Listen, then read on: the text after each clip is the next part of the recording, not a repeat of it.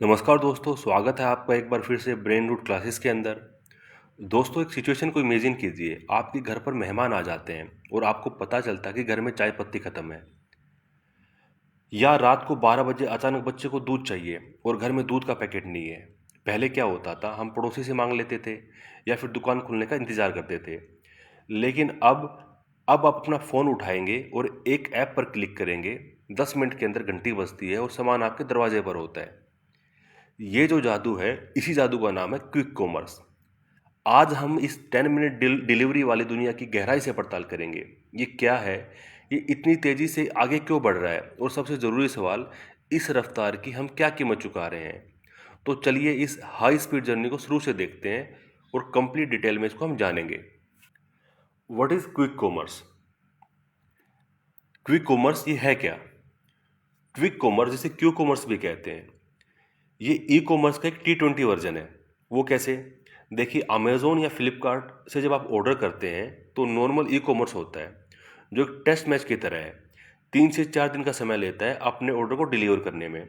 लेकिन quick commerce एक T20 match है, जहाँ सब कुछ फास्ट होता है और बहुत फास्ट होता है।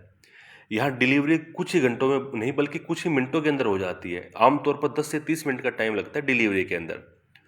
तो सवाल ये है कि ये कंपनीज इतनी जल्दी डिलीवर कर कैसे लेती हैं? क्या इनके डिलीवरी बॉयज के पास कोई सुपर पावर है? दोस्तों, इसका राज छुपा है एक कॉन्सेप्ट में जिसे कहते हैं डार्क स्टोर। अब ये डार्क स्टोर क्या होते हैं? ये एक ऐसी दुकान है जिसका कोई दरवाजा नहीं है, जहाँ कोई कस्टमर नहीं आता। ये सिर्फ एक छोटा सा वेयर हाउस होता है, जो आपके घर के आसपास भी हो सकता है। ये स्टोर सिर्फ ऑनलाइन ऑर्डर प्रोसेस करने के लिए होते हैं, जहाँ से डिलीवरी बॉय सामान उठाते हैं और सीधा आपके घर पर पहुँचा देते हैं। इसी हाइपर लोकल मॉडल की वजह से डिलीवरी इतनी तेज हो पाई है, और ये मॉडल भारत में आग की तरह फैल रहा है। एक रिपोर्ट के मुताबिक भारत में क्विक कॉमर्स का मार्केट 2025 तक $5 बिलियन तक पहुंच जाएगा।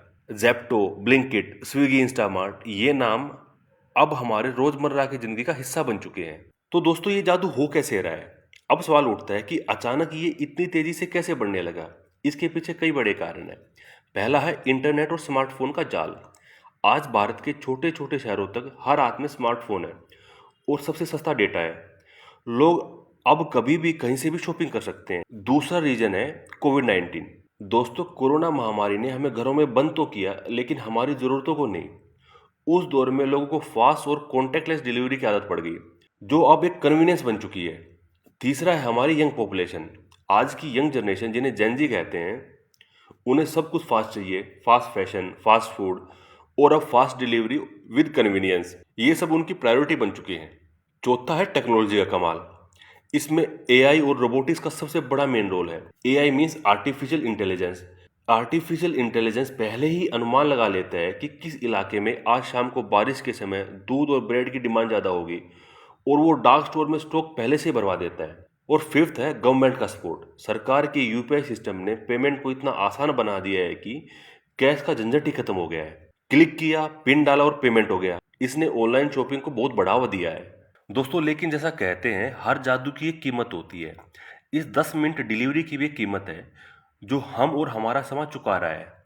चलिए अब सिक्के के दूसरे पहलू को देखते हैं। सबसे पहला है इंस्टेंट ग्रेटिफिकेशन। इंस्टेंट ग्रेटिफिकेशन की लत। जब हमें हर चीज़ तुरंत मिलने लगती है तो हमारा दिमाग को इंस्टेंट रिवार्ड की आदत लग जाती है।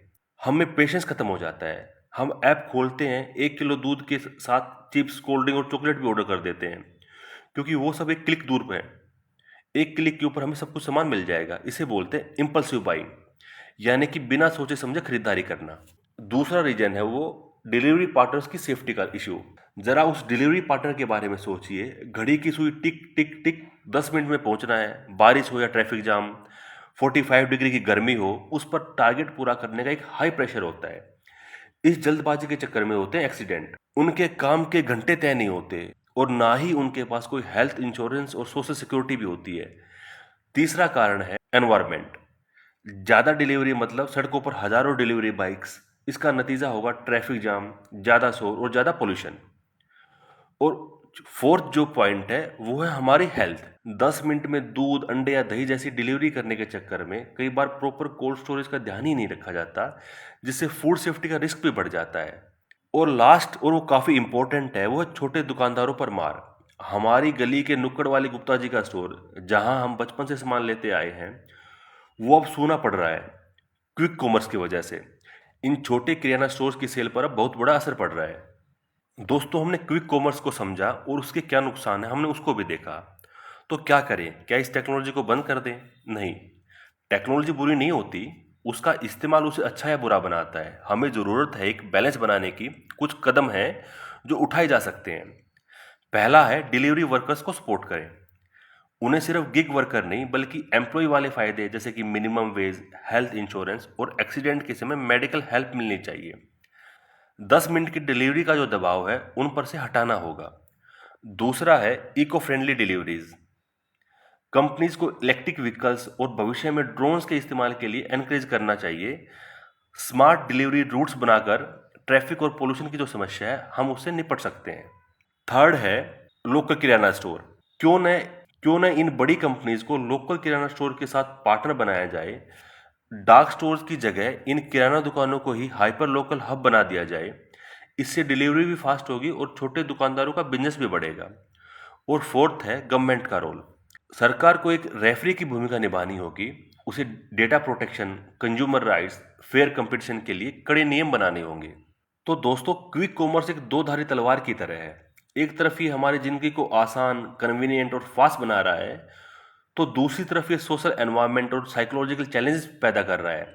क्विक कॉमर्स एक पावरफुल टूल है, लेकिन इसकी असली सफलता 10 मिनट की डिलीवरी में नहीं बल्कि एक सस्टेनेबल, रिस्पॉन्सिबल और ह्यूमन मॉडल बनाने में है। एक ऐसा मॉडल जिसमें कस्टमर की कन्वीनियंस के साथ साथ डिलीवरी पार्टनर की सेफ्टी, एनवायरनमेंट का ख्याल रखना और छोटे छोटे दुकानदारों की रोजी रोटी का ख्याल रखना। एक बैलेंस डेवलपमेंट ही असली सफलता की कुंजी होगी। तो दोस्तों, यहाँ पे हमारा ये टॉपिक कंप्लीट होता है। कुछ डाउट है आपके तो मुझे आप कमेंट सेक्शन के अंदर पूछ सकते हो। आज के इस लेक्चर के अंदर केवल इतना ही। Thank you.